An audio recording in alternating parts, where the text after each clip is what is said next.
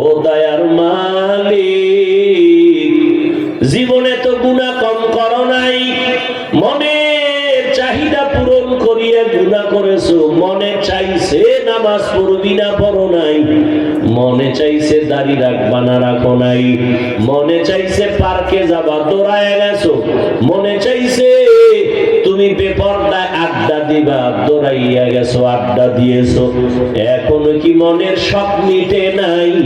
এখনো কি তওবা করবা না? আর কত রাতের বেলা মোবাইলে গুনাহ করে করে রাত কাটাইবা, আর কত নামাজ বাদ দিয়া ঘুমাইবা।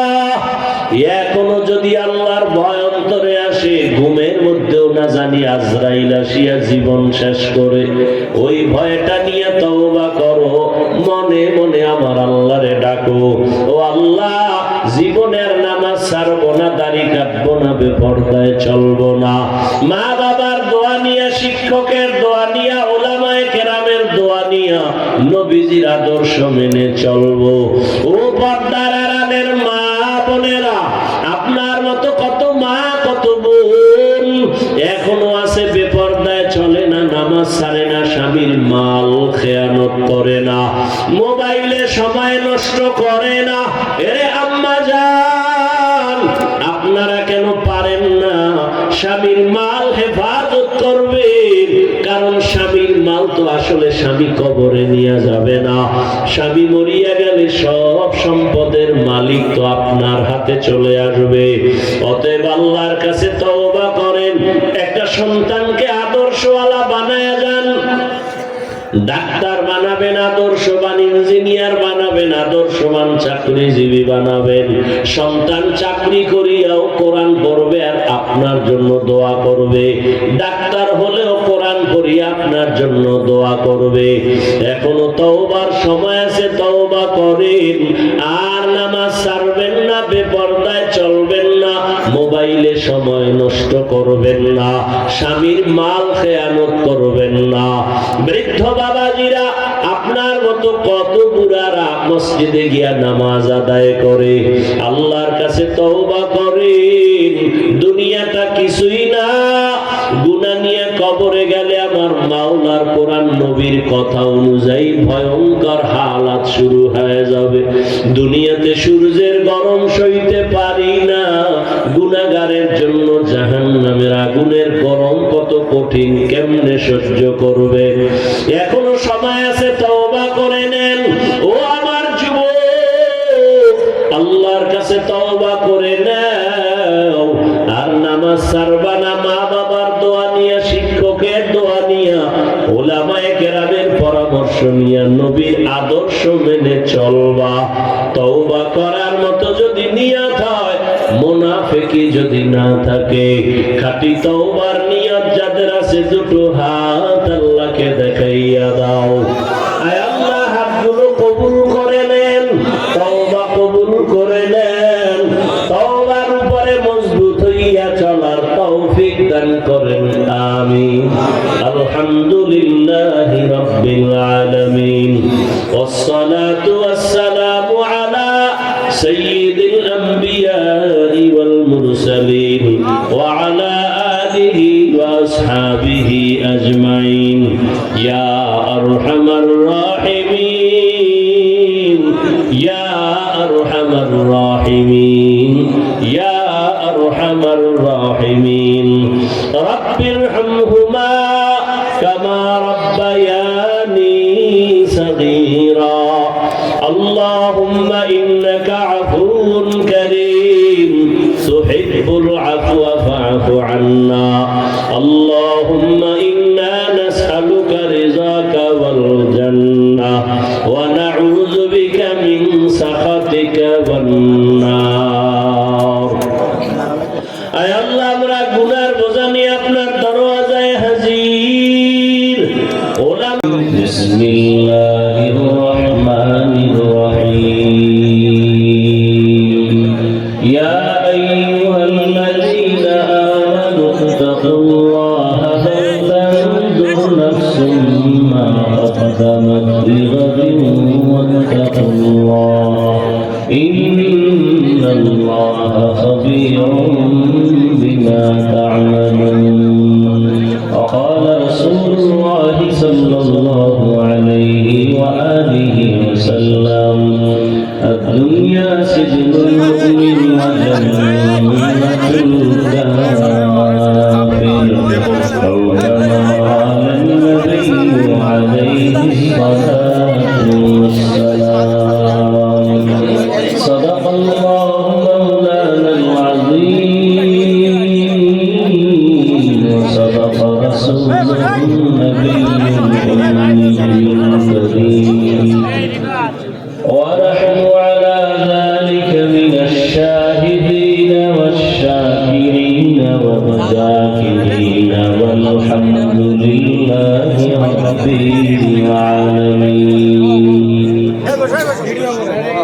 سبحانك لا علم لنا إلا ما علمتنا إنك أنت العليم الحكيم رب اشرح لي صدري ويسر لي أمري واحلل عقدة من لساني واحلل عقدة من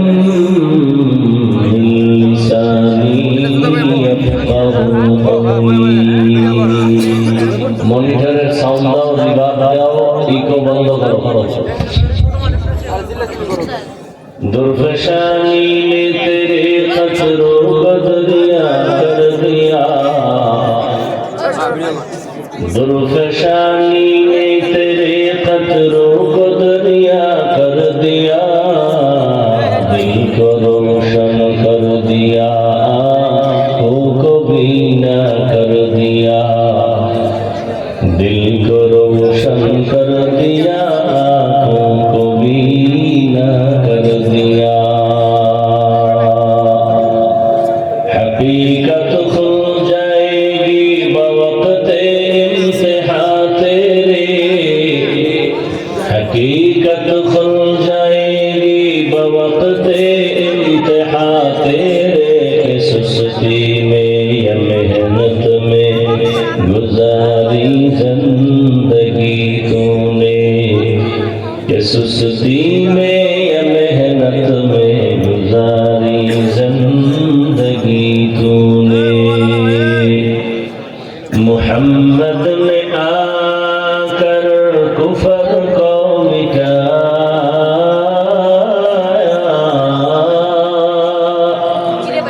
मोहम्मद ने आकर कुफर को मिटाया, कुफर को मिटा कर सदाकत बताया, कुफर को मिटा कर सदाकत बताया। बामे बॉक्स से डाने कोई डाने का कोई এটা ঘুরে দেন তো, একটা বক্স ঘুরে দিতে পারি।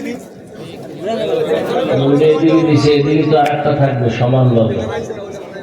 ঘুরে দেন, একটা ঘুরে দেন।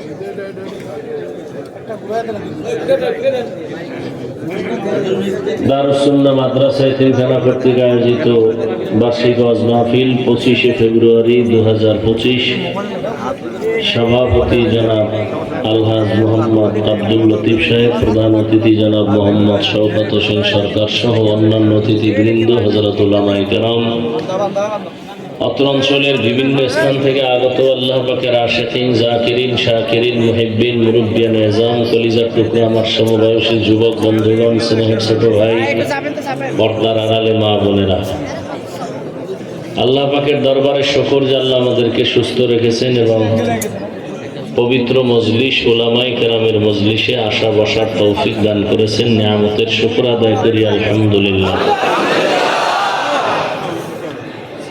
দরুদ ও সালাম সৈয়দুল মুরসালিন রহমাতুল লিল আলামিন শফিউল মুজনিবিন খাতামুন নবিয়্যিন সৈয়দুস সাকালাইন ইমামুল মুরসালিন শফিয়ে আযম রাসূল আকরাম রহমতে আলম নবিয়ুল আরব আল আজম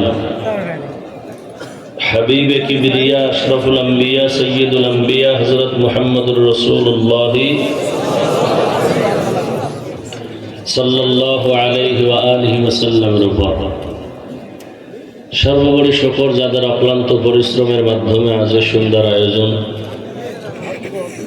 সময় পরামর্শ অর্থ দিয়ে যারা সহযোগিতা করেছেন প্রত্যেককে আল্লাহ পাক কবুল করেন। ওলামায়ে কেরাম আলোচনা রেখেছেন, আপনারাও ধৈর্যের সাথে আলোচনা শুনছেন। ওলামায়ে কেরামের কথাগুলো সহি তরিকায় আমল করার তৌফিক দান করেন। ওলামায়ে কেরামের ইজ্জতকে আল্লাহ বেশি বেশি বাড়ায় দেন। ওলামায়ে কেরামের বিরুদ্ধে যারা ষড়যন্ত্র করে আল্লাহ এদের হেদায়েত দান করেন। আমি আপনাদের সামনে সংক্ষেপ দু চারটি কথা বলবো, দীর্ঘ সময় নয়। সেই সুবাদে কোরআনে হাকিমের এক আয়াতে কারিমা তিলাওয়াত করেছি, নবীজির হাদিস থেকে এক টুকরো হাদিস করেছি।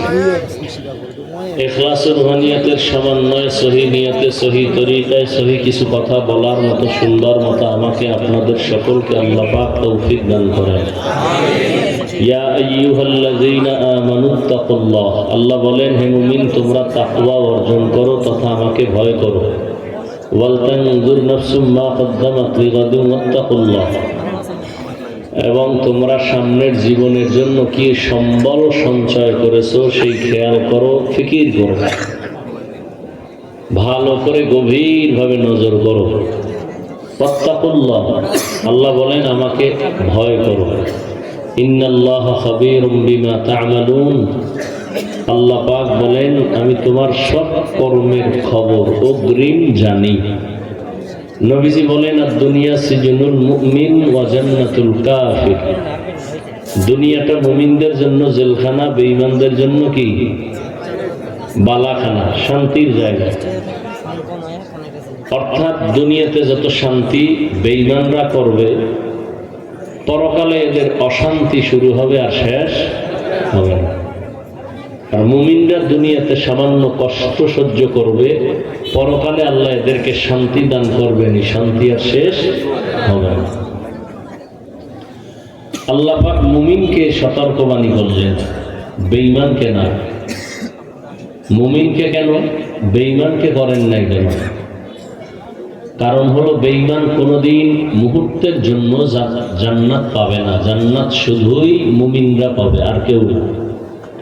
সেই মুমিন যেন সহজেই আসানের সাথে এমনকি বিনা হিসাবে জান্নাত পায়, সেজন্য আল্লাহ পাক পরামর্শ দিয়ে সতর্ক করেন যাতে করে তুমি জান্নাতে ঢুকতে কোনো পর্দা না থাকে, প্রতিবন্ধকতা না থাকে। আল্লাহ দুনিয়াতে মানুষ পাঠাইছেন দুনিয়াতে থাকার জন্য না। এজন্যই নবী বলছেন দুনিয়া মুমিনের জন্য জেলখানা। কেন? জেলখানায় মানুষ যেমন ঢুকতে চায় না, ঠিক যারা আল্লাহর প্রিয় মুমিন এরা দুনিয়া নামক জেলখানায় থাকতে চাইবে না। জেলখানার আসামি ভেতরে ঢুকলে যেমন তার কোনো স্বাধীনতা থাকে না, ঠিক একজন মুমিন দুনিয়াতে চলবে, তার কোনো স্বাধীনতা থাকবে না। অর্থাৎ সে মন চাইলেই ঘুমাবে, মন চাইলেই খাবে, মন চাইলেই চলবে, এভাবে না। জেলখানার আসামি ক্ষুধা লাগছে, খানা চাইলেই পাবে না, টাইম মতো পাবে। খানা চাইলেই মন চাইলে পাও দিয়ে সে হেঁটে যেতে কোথাও পারবে না, সীমাবদ্ধতা দেওয়া আছে। ঠিক একজন মুমিন পেটে ক্ষুধা আছে, চাইলেই সে খানা আছে, দেখলেই খেতে পারবে না, আগে চিন্তা করবে খানাটা আমার জন্য হালাল না হারাম। পা আছে বলেই সে হাঁটবে, চলবে, যেখানে মনে চায় সেখানে যাবে, হবে না। কেন? তার চিন্তা করতে হবে আমি কোন দিকে হাঁটলে আমার আল্লাহ খুশি হবেন না বেজার হবেন, এই চিন্তাটা অন্তরে নেবে। তাহলে দুনিয়া মুমিন স্বাধীনভাবে চলার কোনো সুযোগ নেই। তো আল্লাহ বললেন এই দুনিয়া তোমাদেরকে পাঠাই নেই থাকার জন্য, তোমরা চলে আসবা দ্রুত, দুনিয়ার কোনো মূল্যই নেই। হাদিসে নবী বলেন আর দুনিয়া মাজরাতুল আখিরা, দুনিয়া আখিরাতের ফসল কামাইয়ের জন্য। ফসল কামাই করবা, আর কোনো কাজ নেই। এই দুনিয়া নামক গ্রহের মূল্য আল্লাহর কাছে মশার পাখা বরাবর নেই।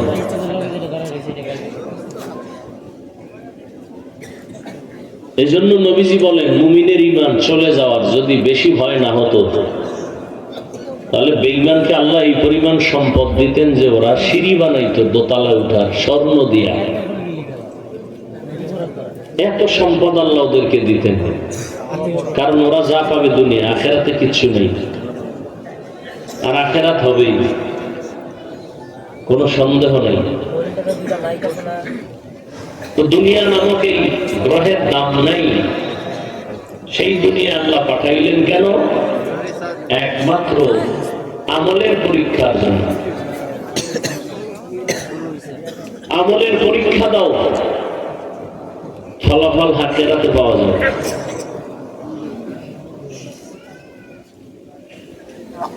আমলের পরীক্ষা দিয়া দ্রুত তৈরি থাকো জান্নাতে যাওয়া। দুনিয়াতে থাকার জন্য বাড়িঘর করো না, এ বাড়ি তোমার আসল বাড়ি না। এই বাড়িতে 1 সেকেন্ড থাকার গ্যারান্টি নেই। এই যে বেশি দিন হয় নাই, বিদেশ থেকে একটা যুবক ছেলে আসছে, একটা মেয়ে, তার তুফান আসছে রাতের বেলা, বিল্ডিং করছে ডুপ্লেক্স 2 তলা। শুক্রবার উঠবে, হুজুরদের দোয়া টোয়া দাওয়াত দিছে। 2 দিন আগেই পাশে একটা টিনের ঘরে স্ত্রী, যুবক তার বাচ্চা নিয়ে শুয়ে আছে ঘুমে। একটা গাছ পড়লো তুফানে, তাদের পুরা বুকের উপরে 3 জন জায়গায় শেষ। 2 দিন পরেই নতুন বিল্ডিং উঠবে। বিদেশে বয়ে যা কামাইছিল তা দিয়ে বিল্ডিংটা করেছিল, উঠতে পারলো না। কিসের এই বাহাদুরি? হ্যাঁ, বাড়ির বড়াই, টাকার বড়াই, কত মাস্তানি ভিতরে নিয়ে, এগুলোর কি মূল্য আছে? আজকে আপনি হাসেন, কালকে কাঁদবেন, কালকে হাসবেন, পরের দিন কাঁদবেন। হ্যাঁ, আপনাকে দেখে একজনে হাসছে, এখন সে কাঁদে। আপনি আবার হাসতেছেন, আপনিও কয়েকদিন পর কাঁদবেন। এই তো দুনিয়া। আচ্ছা, আমরাই ভালো আছি, আল্লাহ টাকা নাই, পয়সা নাই, গাড়ি নাই, কোনো টেনশনও নাই। কে ক্ষমতায় আসবে না আসবে নিয়ে কোনো চিন্তাও নাই। সবাই হুজুরদের সালাম দিয়েই চলতে হবে। যারা বেয়াদবি করবে এদের পতনটা মরার আগেই হয়ে যায়। তাহলে অনেক শান্তিতে আছি না আমরা? গরিবেরা আরো শান্তিতে আছে। এই সম্মান, এই শান্তি কে দিছেন? আল্লাহ। কই, আমরা তো দুনিয়া দুনিয়া করি না। আল্লাহ আল্লাহ কইরা মানুষকে পাও ধরে ধরে বুঝাইতেছি, এজন্য কি আমরা না খাই রয়েছি? মহামারী করোনায় সব বন্ধ, দোকান, ফ্যাক্টরি, চাকরি, ব্যবসা বাণিজ্য সব। আমাকে হুজুর গো কোনো মাদ্রাসা বন্ধ হয় নাই, আল্লাহর শুকর। হইছে? করোনায় ট্রিপল মাস্ক লাগায় বয়ে রয়েছে সব মাস্তানেরা, মরবে না। আর সেই সময় করোনার লাশ হুজুরেরা কাঁধে নিয়ে গোসল করাইয়া জানাজা পড়াইয়া কবরে রাখছে, কোনো হুজুর তো মরে নাই।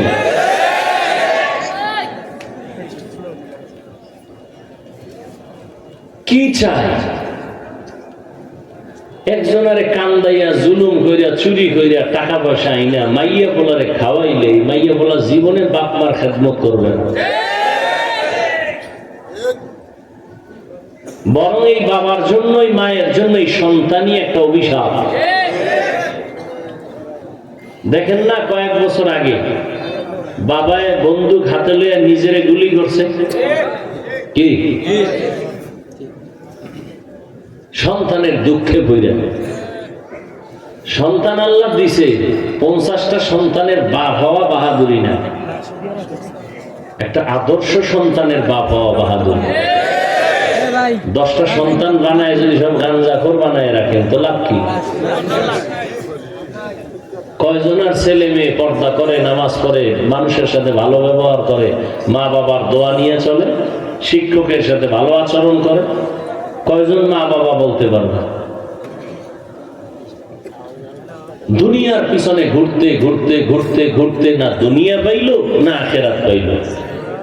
এ যারা দুনিয়া দুনিয়া করে এরা 2টা জিনিস চায়, এক চায় সম্মান আর এক শান্তি।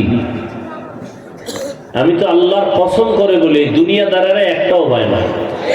ওগো কপালে সম্মানও নাই, শান্তিও নেই। সম্মান আছে, জুতার মালা বইরে দৌড় কি কারণ কি? টাকা দিয়ে সম্মান কিনলে প্রথমে ফুলের মালা, এরপরে জুতার মালা। আর আল্লাহ সম্মান দিলে দুনিয়ায় বাদশা, আখিরাতেও বাদশা।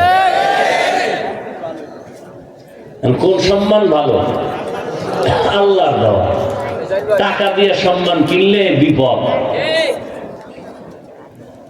আমার ভক্তবৃন্দ অনেক, কি ভক্ত? টাকা, যারা টাকা দিয়েও লোক বন্ধু বান্ধব ভক্ত বানায় না, কতক্ষণ এগো মেয়া? টাকা দিবে যতক্ষণ ততক্ষণ, টাকা দিবে না এরাই তার দুশ্মন। আলাদা দুশ্মন ভাড়া করা লাগবে।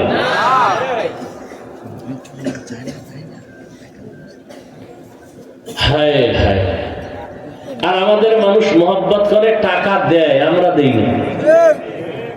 বুঝাবার জন্য বলি, অহংকার না। ওলামায়ে কেরামদের মানুষ হাদিয়া দেয়, মহব্বত করে, না নিলে কষ্ট পায়।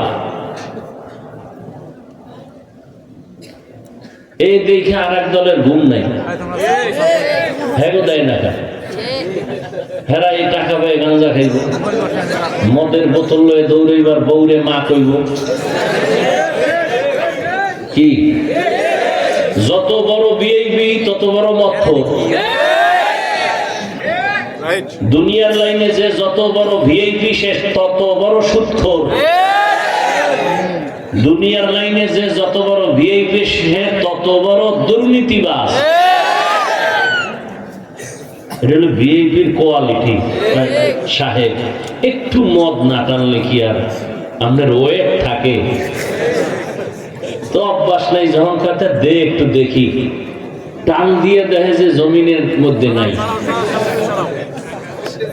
কই আছে খবর নেই। ও এখন নিজে কি মানুষ না হলুমান, খবর নেই। লঙ্গিও ঠিক থাকে না। নাকি আপনাদের দেশে কেউ মদ খাইয়ে জিকির টিকির করছে? হ্যাঁ, ওই একজনের পান খাওয়ার অভ্যাস নাই, নতুন পান খাইতে দিছে কাঁচা সুপারি দিয়া। কাঁচা সুপারির পান খাইয়া মাথায় চক্কর দিছে। চক্কর দেওয়া মাত্র বিশ্ব রোডের দিকে তাকায়, এটার বাঁকা করলো কেন?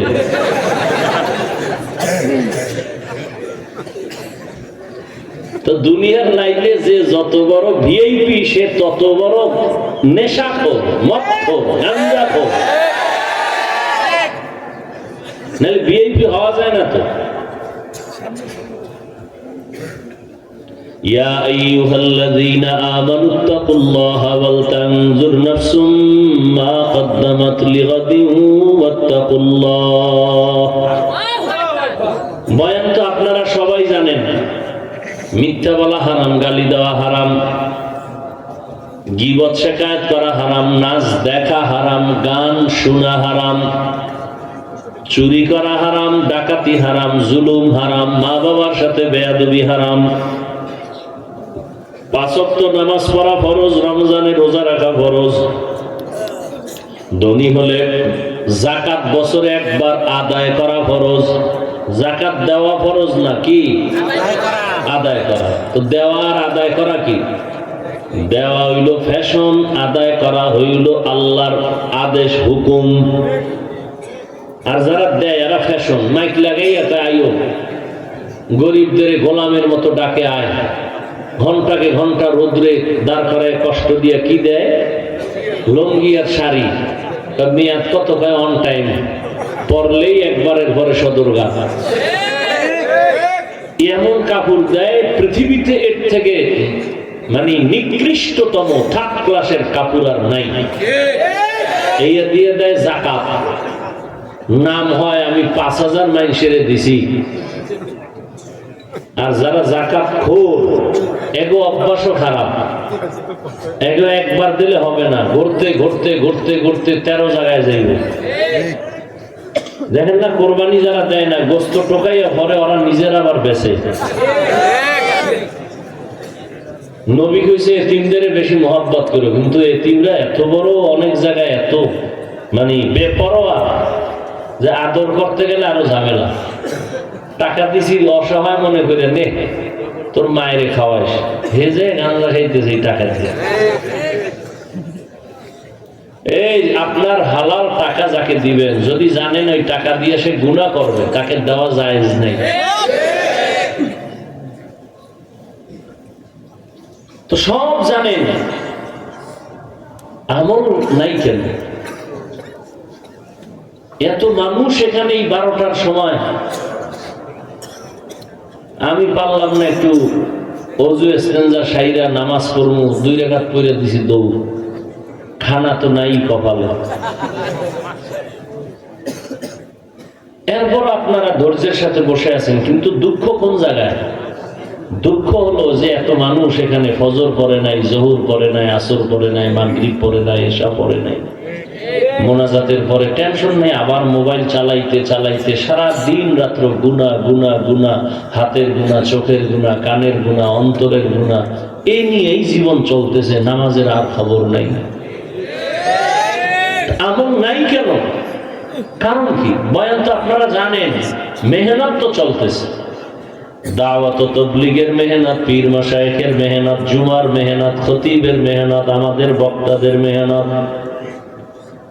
এত মেহনত যদি আমরা হিন্দুদের করতাম, ইনশাআল্লাহ 6 মাসে রাসূলের আশিক হয়ে যেত। আপনাদের হালাত এত দুর্বল কেন? একটাই মাত্র কারণ, আল্লাহর ভয় অন্তরে আসেনি। একটা সন্তান যখন মা বাবাকে ভয় করে তখন মা বাবার সামনে অন্যায় করে না, শাস্তির ভয়। ছাত্র একটা শিক্ষকের সামনে অন্যায় করে না, কেন বলে? শাস্তির ভয়। ঠিক এই দুনিয়ায় যেই মানুষ আমার আল্লাহকে ভয় করবেন, অন্তরে যখন ভয় ঢুকিয়েই যাবে, এখানে ভয় করবেন বললে সমস্যা, কারণ যদি আপনারা করেননি সবাই বলবে হ্যাঁ আমরা অবশ্যই আল্লাহকে ভয় করব। ভয় করার ভয় অন্তরে জমা রাখা বড় কঠিন। আসলে এই জমিনে যারা আল্লাহকে ভয় করবেন, ওই মানুষটা গলায় ছুরি লাগাবে, দাড়ির মধ্যে কখনো অস্ত্র লাগাবে না। একজনের সাপের খুব ভয় পায়, তার ব্যাখ্যা কি? জীবনে সে সাপ ধরবে না, কাছেও যাবে না। ঠিক যারা আমার আল্লাহকে ভয় করবে, ওই বান্দা গুনাহ করবে দূরের কথা, গুনার কাছেও যাবে না। আফসোস, কয়দিন এই দুনিয়ার হায়াত, কখন বিদায় হয়ে যাব বলার কোন উপায় নাই। এখন আমি আপনি সুস্থ, কালকে এই টাইমে হতে পারে কেউ হঠাৎ করে মরে যাবে। ডাক্তার বলে কোন রোগ নাই, তো হঠাৎ করে মরলো কেন? কয় হঠাৎ এক রোগ আসছে দুনিয়াতে, হঠাৎ রোগ, হঠাৎ রোগে মরে গেল। তুমি মইরেই গেছো, তোমার আর কোনো চিন্তা নাই, কিন্তু দুনিয়াতে রেখে গেছো তোমার সন্তান, তোমার পরিবার। তোমার চরিত্র যদি খারাপ হয়, এই তোমার সন্তানগুলো তোমার কারণে কোথাও লজ্জায় মুখ দেখাতে পারবে না, কুলাঙ্গার এমন বাপ হইলা। তোমার স্ত্রীও লজ্জায় মুখ দেখাতে পারবে না। প্রত্যেকটা মা বাবা যদি চিন্তা করতেন আমি একদিন মরিয়া যাব, কিন্তু এমন চরিত্র যেন না হয়, সন্তান যেন আমার কারণে মানুষের কাছে লজ্জা পেতে হয়, এমন চরিত্র যেন আমি না নেই। বাবার সুনামে যেন সন্তান সবার থেকে দোয়া পায়। প্রত্যেকটা স্বামী যদি চিন্তা করে আমার স্ত্রী আমার আদর্শ দিয়া যেন বড়াই করতে পারে, একজন ভালো স্বামী তোমার ছিল। মা যদি আদর্শওয়ালা মা হইয়া চলে যায়, সন্তান ওই মাকে নিয়ে গর্ব করবে, দোয়া করবে, মানুষেও প্রশংসা করবে। প্রত্যেকটা বাবা সন্তানের যদি চিন্তা করে চলে, অনেক অন্যায় থেকে বেঁচে থাকতে পারবে। এই বাবারা ভালো করে মনে রাখিও, কোন বাবা যদি অন্য স্ত্রীর দিকে তুমি খারাপ নজরে তাকাও, তুমি 100% লিখে রাখো, তোমার স্ত্রীর দিকেও অন্যেরা খারাপ নজরে তাকাবে। তুমি যদি অন্যের মেয়ের দিকে খারাপ নজরে তাকাও, লিখে রাখবা তোমার মেয়ের দিকেও অন্যেরা খারাপ নজরে তাকাবে। তুমি কোনো অন্যের বোনের দিকে যদি খারাপ নজরে তাকাও, তোমার বোনের দিকে অন্যেরা খারাপ নজরে তাকাবে। এটাই দুনিয়ার নিয়ম। তুমি যদি অন্যের সম্পদ নষ্ট করো, লিখে রাখো তোমার সম্পদ আর একজন জালেম এসে নষ্ট করে ফেলবে। তুমি যদি অন্যের ক্ষতি করো, তোমার ক্ষতি করার জন্য আর এক দল রেডি হয়ে আছে, তোমার খবর নাই। তুমি যদি কারো মাথায় অস্ত্র লাগাও, তোমারও অস্ত্র লাগানোর জন্য আর এক দল সন্ত্রাসী রেডি। এইভাবে চিন্তা করে যদি চলে, মানুষ অনেক নিজেকে কন্ট্রোল করা সম্ভব। আর একটা অন্তরে রাখবে, আমি দুনিয়ায় কতদিন আছি, একদিন আমার আল্লাহর আদালতে দাঁড়াতে হবে, জবাব দিতে হবে, পালাবার কোনো সুযোগ আমার হবে না। এই ভয়টা অন্তরে জমা করিয়া যেই বান্দা চলবে, ওই বান্দা ইন্তেকালের আগে জান্নাতের চেহারাটা দেখাই মরণের বিছানায় যাবে। আল্লাহর প্রতি ভয়, এই ভয়ের নাম তাকওয়া। আর এই ভয়টা অন্তরে ঢুকানোর জন্য একমাত্র পন্থাই হলো উলামায়ে আহলে হকের নেক নজর। আল্লাহর প্রিয় গোলাম যারা, তাদের নেক নজর যখন লাগবে, কলবের মধ্যে তাকওয়া চলে আসবে। আর আল্লাহর ভয় যখন অন্তরে চলে আসবে, মানুষটা নিজের গুনাহ থেকে বাঁচানোটা বড় সহজ হয়ে যাবে। আল্লাহর আদালতে ভয় দাঁড়াইয়া হিসাব দেওয়ার ভয় অন্তরে যদি কেউ জমা করে, ওই বান্দা দোকানদারি করলেও কোনোদিন কাস্টমারের ধোঁকা দিবে না। আল্লাহর ভয় অন্তরে থাকলে স্কুলে পড়লেও সে নামাজ ছাড়বে না। আল্লাহর ভয় অন্তরে যদি জমা হয়ে যায়, ওই বান্দা চাকরির সিঁড়িতে গিয়াও নামাজ ছাড়বে না। আর এই ভয়টা অন্তরে জমা করার বড় একটা মাধ্যম হলো রমজানের রোজার মাধ্যমে তাকওয়া অর্জন করো। ইয়া আইয়ুহাল্লাযীনা আমানু কুতিবা আলাইকুমুস সিয়ামু কামা কুতিবা আলাল্লাযীনা মিন ক্বাবলিকুম লাআল্লাকুম তাত্তাকুন। রমজানের রোজার মাধ্যমে তাকওয়া অর্জন করো, আল্লাহর ভয়। রোজার দ্বারা অটো ভয় অন্তরে জমা হয়। ইফতারির আধা ঘন্টা সময় বাকি, সামনে খানাও রেডি, পিপাসাও অনেক। এক বোতল পানি টান দিলে 3 লিটার থাকবে না। 10 জনের প্লেটের ইফতারি দেখা মনে মনে কয় তো আমার একারই হবে না। এই পরিমাণ ক্ষুধা, এই পরিমাণ পিপাসার ব্যক্তিরে যদি বলি তুমি দরজা জানালা বন্ধ করে ভেতরে গিয়া তুমি পানি পান করো, কেউ দেখবে না, যাও, করবে নি? পানির মধ্যে ডুব দিয়া পানি পান করবে নি? কেন? রোজার মাধ্যমে অটো অন্তরে ভয় চলে আসে। আর যারা রোজা রাখে না, কেমন কপাল পোড়া, কেমন বেপরোয়া। রোজা রাখলে অসুস্থতা বেড়ে যাবে, অথচ রসুলের কথা তো আছেই কোরআন হাদিসের। হে ছাড়াও চিকিৎসা বিজ্ঞানীরা বলে রোজা সুস্থতার মহা এক ঔষধ হলো রোজা। এজন্য রহমতের নবী আমার শুধুই রমজানে রোজা রাখেন নাই, এই যে শাবান চলতেছে, এই মাসে নবী অনেক বেশি রোজা রেখেছেন। এমনকি নবী সপ্তাহের সোমবার এবং বৃহস্পতিবার নবী রোজা রেখেছেন।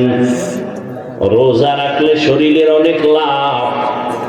মানুষ সুস্থ থাকতে চায় কিন্তু সুস্থতার ঔষধ নেয় না। রহমতের নবী যদি সপ্তাহে 2 দিন রোজা রাখেন, আপনিও যদি অভ্যাস করেন রোজার, দেখবেন আপনার প্রথমে একটু কষ্ট কষ্ট মনে হবে, কিন্তু পরে দেখবেন অভ্যাস হয়ে গেছে, সুস্থতার দরজা খুলে যাবে। 3 দিন বয়ে যা খাবেন, একদিনের রোজায় ব্যালেন্স চলে আসবে।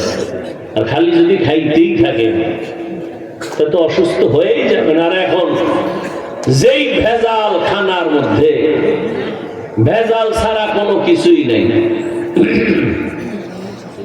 সব ভেজালের মূলে মানুষ ভেজাল। ওর দিমাগ ভেজাল, ওর মেধা ভেজাল, অন্তর ভেজাল, এই জন্য সব কাজেও ভেজাল। ভাইরা আমার, আল্লাহর ভয় অন্তরে যখন জমা হবে, তখন আর অন্তরে কোনো ভেজাল হবে না। ইমামে আজম আবু হানিফা রাহমাতুল্লাহি আলাইহি বিশাল বড় কাপড়ের দোকান দিয়েছেন। একটা কাপড়ের মাঝে খোঁটা আসছে, ছেঁড়া আসছে, ছিদ্র। ওটাকে আলাদা রাইখে কর্মচারীকে বললেন, এই কর্মচারী, এই কাপড়টা বিক্রির আগে ক্রেতাকে বলে দিবি এই কাপড়ের খোঁটার দাম কমায় নিয়ে যাও। কাপড়টা আলাদা রাইখে দিছেন। ইমামে আজম আবু হানিফা চলে গেছেন। কিছুদিন পরে আইসা আবার জিজ্ঞাসা করলেন, ওই ত্রুটি যুক্ত কাপড়টা বিক্রি করেছো কিনা? বলে হ্যাঁ হয়ে গেছে। বলছিলানি ত্রুটি আছে, ক্রেতাকে কয় মনে ছিল না। ইমামে আজম আবু হানিফা বলেন, এলাকায় যাও, বাজারে ঘুরো, ঘুরে ঘুরে এলান করো, আবু হানিফার দোকান থেকে কে কাপড় নিছো, ত্রুটি যুক্ত কাপড় নিছো, টাকা ফেরত নাও, না হয় টোটাল কাপড় ফিরাইয়া টাকা পুরোটাই নিয়ে যাও। এটা আল্লাহর ভয় না থাকলে কোনোদিন অন্তরে সম্ভব হবে না। আল্লাহর ভয় অন্তরে না থাকলে এটা সম্ভব হবে না।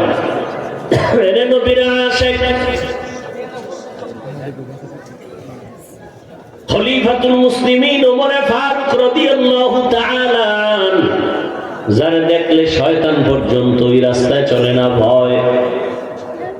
এত বড় পাওয়ার আলা ওমর,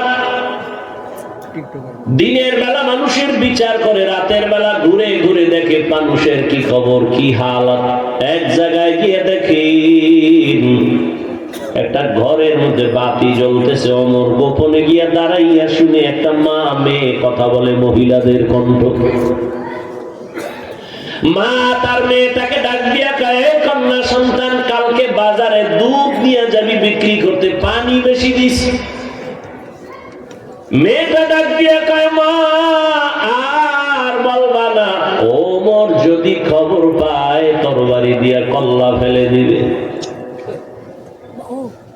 মা কয়, ওমর দেখবে না তুমি দুধে পানি মিশাইও। ওমর কই কই? মেয়েটা ডাক দিয়া কয়, মা ওমর যদিও দেখবেন না, তবে ওমরের আল্লাহ তো দেখবেন।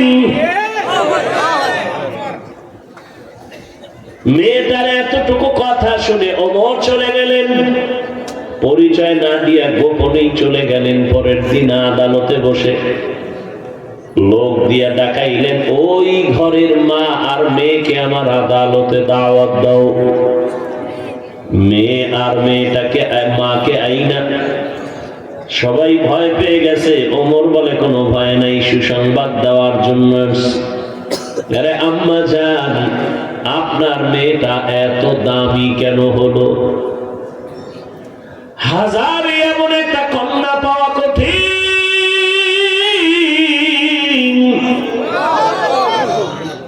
আপনার কপাল বড় ভালো, এমন একটা কন্যা পেয়েছেন। আপনি যদি রাজি হন, আমি ওমরের একটা দাবি, আমার ছেলের জন্য আপনার মেয়েটাকে বিবাহের বন্ধনে নিতে চাই। মা কত আনন্দিত, আমার মেয়েকে খলিফাতুল মুসলিমিন ওমর তার ছেলের জন্য নিতে চায়। আমি বড় ভাগ্যবতী মা,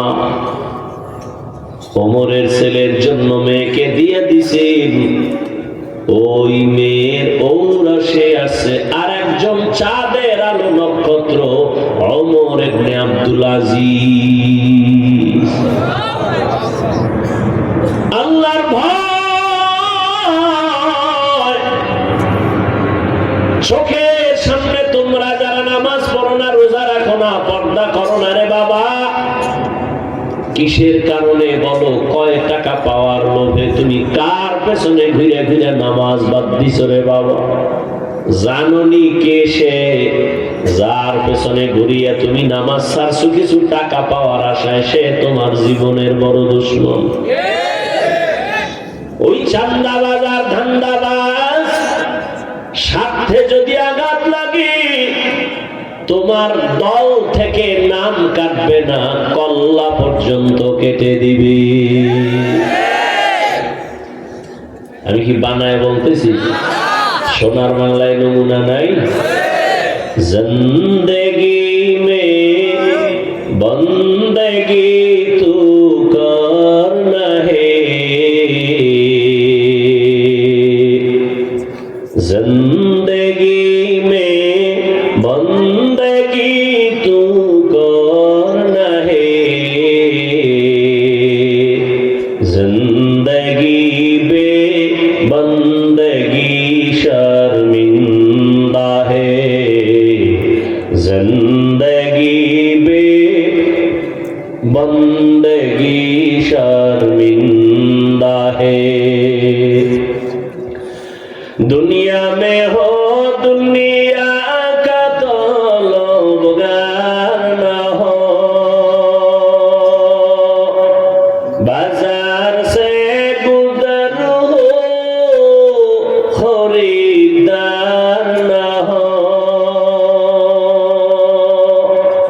ये दुनिया एक नस्ल कागज फूल है, ये दुनिया एक मिसल कागज फूल है, जिंदगी में बंदगी तू करना है, जिंदगी में बंदगी शर्मिंदा है, जिंदगी बे बंदगी शर्मिंदा है। এরে আমার কলিজার যুবক বাবারা, দেখতে দেখতে তোমার হায়াত তো 30-এর কোঠা পারিয়া সামনে চলছে, কয়দিন আর বাঁচবারে বাবা? ইদানিং কালে যত মরণের খবর দেখি, বেশি বেশি যুবকরা মরে, অসুস্থরা কম মরে, সুস্থরাই বেশি মরে। করোনার ভেতরে যুবকের লাশ, ছাত্র জনতার আন্দোলনে যুবকের লাশ, ডেঙ্গুর মহামারী যুবকের লাশ, গাড়ির চাকার নিচে যুবকের লাশ, ঘুমের বিছানায় যুবকের লাশ। কয়দিন আর বাঁচবারে যুবক বাবা? মরিয়া তো যাবা, তবে আদর্শের যুবক হইয়া সম্মান নিয়া মরো। তুমি মরিয়া গেলে মা বাবায় যদি বলে অনেক খুশি, এই কপাল নিয়ে কেন জন্ম নিয়েছ? অভিশপ্ত কপাল কেন তোমার? তুমি স্কুলে পড়ো, তুমি কলেজে পড়ো, তুমি চাকুরি করো, তুমি ব্যবসা করো, ধন্যবাদ। তোমাকে আমি বলি নাই টুপি পরো, দাড়ি বড় করো, মাদ্রাসায় পড়ো, তাবলীগে যাও, পীরের কাছে যাও, একবারও বলি নাই রে বাবা তুমি স্কুলে পড়ো ধন্যবাদ, ডাক্তার হও, ইঞ্জিনিয়ার হও, প্রফেসর হও, ব্যবসায়ী হও, চাকরিজীবী হও, তবে দাবি একটা বেয়াদব হইও না রে বাবা। তোমার আচরণে কোনদিন যেন মা বাবা কষ্ট না পায়। ও যুবক, তোমার আচরণে কোনদিন যেন শিক্ষকেরা কষ্ট না পায়, তোমার ব্যবহারে কখনো যেন মুরব্বীরা কষ্ট না পায়, ওলামায়ে কেরাম কষ্ট না পায়। কেন? মা বাবার কষ্টই তোমার কপাল ধ্বংসের কারণ। যদি কষ্ট পায় বলে আহ, এই আহ নিঃশ্বাসটা একটা আগুন, এই আগুনটা তোর কপালে যদি লেগে যায় মরার আগে পঙ্গু হয়ে যাবি রে বাবা। শিক্ষকের অন্তরে যদি কষ্ট যায় আর কষ্ট পাইয়া আহ বলে তোর কপাল ধ্বংস। কোন আলেম যদি তোমার ব্যবহারে কষ্ট পাইয়া নিঃশ্বাস ফেলে তোমার জীবন নষ্ট হবে। অতএব তুমি আদর্শবান ডাক্তার হও, আদর্শবান ইঞ্জিনিয়ার হও, মা বাবার দোয়া নিয়ে সামনে আগাই ওরে যুবক। শিক্ষকের দোয়া নিয়ে চলিও, ওলামায়ে কেরামের দোয়া নিয়ে চলিও। এবার আমি বাস্তবায়ন করে দেখাই রে বাবারা, বলো তোমার মতো যুবক জীবনে কোনোদিন মাদ্রাসায় পড়ে নাই, আলিফ বা তাও শিখে নাই, এমন যুবক 5 ওয়াক্ত নামাজ পড়ে, স্কুল কলেজে পড়ে, সত্য কথা বলো আসেনি? তোমার বিবেকের কাছে আমার প্রশ্ন, বলো তুমি কেন পারো না রে বাবা? তোমার কপালে কার বদদোয়া লাগছে বলো? তোমার মনটাকে একটু প্রশ্ন করো। এরে মন, ও যুবক, তোমার মতো যুবক রাস্তায় গাড়ি চালায় নামাজি, বলো তুমি কেন পারো না? তোমার মতো যুবক র্যাব আর্মি পুলিশ বিডিআরের চাকরি করে, নামাজ পড়ে, ডাক্তার প্রফেসর ইঞ্জিনিয়ার নামাজি, বলো তুমি কেন পারো না? তোমার মতো যুবক শ্রমিকের কাজ করে, নামাজ ছাড়ে না, নদীর মধ্যে মাছ ধরে, নামাজ ছাড়ে না, ময়দানে কৃষি কাজ করে, নামাজ ছাড়ে না, বলো বাবা তুমি কেন নামাজ পড়ো না? আসলে কারণটা কি? কোরআন মিথ্যা মনে করেছো? যদি বলো হ্যাঁ, তো একটা ভুল কোরআন থেকে আমার সামনে বের করে দেখা, আমি এখন দাড়িটা কেটে ফেলবো, এখন আমি আল্লাহর বিরুদ্ধে চলে যাব, নাচ গান প্যান্ট শার্ট টাই লাগায় নাচ গান করবো, বল আমার আল্লাহর কোরআনের একটা ভুল বের করতে পারবিনি? যদি বলো না পারবো না, তাহলে কেন তুমি নবীর আদর্শে নামাজ পড়ো না রে বাবা? এখনো সময় আছে, তওবা করে নাও, মনে মনে আমার আল্লাহকে ডাকো। ও দয়ার মালিক, জীবনে তো গুনাহ কম করো নাই, মনের চাহিদা পূরণ করিয়ে গুনাহ করেছো, মনে চাইছে নামাজ পড়বি না, পড়ো নাই, মনে চাইছে দাড়ি রাখবা না, রাখো নাই, মনে চাইছে পার্কে যাবা, দৌড়ায় গেছো, মনে চাইছে তুমি বেপরদায় আড্ডা দিবা, দৌড়াইয়া গেছো, আড্ডা দিয়েছো। এখনো কি মনের শখ মিটে নাই? এখনো কি তওবা করবা না? আর কত রাতের বেলা মোবাইলে গুনাহ করে করে রাত কাটাইবা, আর কত নামাজ বাদ দিয়া ঘুমাইবা। এখনো যদি আল্লাহর ভয় অন্তরে আসে, ঘুমের মধ্যেও না জানি আজরাইল আসিয়া জীবন শেষ করে, ওই ভয়টা নিয়ে তওবা করো, মনে মনে আমার আল্লাহরে ডাকো। ও আল্লাহ, জীবনের নামাজ ছাড়বো না, দাড়ি কাটবো না, বেপরদায় চলবো না, মা বাবার দোয়া নিয়া, শিক্ষকের দোয়া নিয়া, ওলামায়ে কেরামের দোয়া নিয়া নবীজির আদর্শ মেনে চলবো। ও পর্দার আড়ালের মা বোনেরা, আপনার মতো কত মা কত বোন এখনো আছে বেপরদায় চলে না, নামাজ ছাড়ে না, স্বামীর মাল খেয়ানত করে না, মোবাইলে সময় নষ্ট করে না। এরে আম্মা জান, আপনারা কেন পারেন না স্বামীর মাল হেফাজত করবেন? কারণ স্বামীর মাল তো আসলে স্বামী কবরে নিয়ে যাবে না। স্বামী মরিয়া গেলে সব সম্পদের মালিক তো আপনার হাতে চলে আসবে। অতএব আল্লাহর কাছে তওবা করেন, একটা সন্তানকে আদর্শওয়ালা বানায়া যান। ডাক্তার বানাবেন, আদর্শবান ইঞ্জিনিয়ার বানাবেন, আদর্শবান চাকরিজীবী বানাবেন। সন্তান চাকরি করিয়াও কোরআন পড়বে আর আপনার জন্য দোয়া করবে। ডাক্তার হলেও কোরআন পড়িয়া আপনার জন্য দোয়া করবে। এখনো তওবার সময় আছে, তওবা করেন। আর নামাজ ছাড়বেন না, বেপরদায় চলবেন না, মোবাইলে সময় নষ্ট করবেন না, স্বামীর মাল খেয়ানত করবেন না। বৃদ্ধ বাবাজিরা, আপনার মতো কত বুড়ারা মসজিদে গিয়া নামাজ আদায় করে। আল্লাহর কাছে তওবা করেন, দুনিয়াটা কিছুই না। গুনাহ নিয়ে কবরে গেলে আমার মাওলার কোরআন নবীর কথা অনুযায়ী ভয়ঙ্কর হালাত শুরু হয়ে যাবে। দুনিয়াতে সূর্যের গরম সইতে পারি না, গুনাহগারের জন্য জাহান্নামের আগুনের গরম কত কঠিন, কেমনে সহ্য করবে? এখনো সময় আছে, তওবা করে নেন। ও আমার যুবক, আল্লাহর কাছে তওবা করে নাও। আর নামাজ ছাড়বা না, মা বাবার দোয়া নিয়া, শিক্ষকের দোয়া নিয়া, উলামায়ে কেরামের পরামর্শ নিয়া, নবীর আদর্শ মেনে চলবা। তওবা করার মতো যদি নিয়ত হয়, মুনাফিকি যদি না থাকে, খাঁটি তওবার নিয়ত যাদের আছে, দুটো হাত আল্লাহকে দেখাইয়া দাও।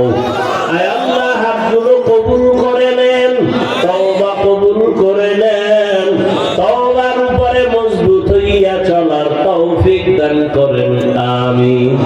আলহামদুলিল্লাহি রাব্বিল আলামিন, ওয়াসসালাতু ওয়াসসালামু আলা সাইয়্যিদিল আমবিয়াই ওয়াল মুরসালিন ওয়া আলা আলিহি ওয়া আসহাবিহি আজমাইন। ইয়া আরহামার রাহিমিন, ইয়া আরহামার রাহিমিন, ইয়া আরহামার রাহিমিন। রাব্বিরহামহুমা কামা রাব্বায়ানি সগীরা। আল্লাহুম্মা ইন্নাকা আফুউন কারীম, তুহিব্বুল আফওয়া ফা'ফু আন্না। আল্লাহুম্মা ইন্না নাসআলুকা রিযাকা ওয়াল জান্নাহ ওয়া নাউযু বিকা মিন সাখাতিকা ওয়ান নার। আয় আল্লাহ, আমরা গুনার বোঝা নিয়ে আপনার দরওয়াজায় হাজির।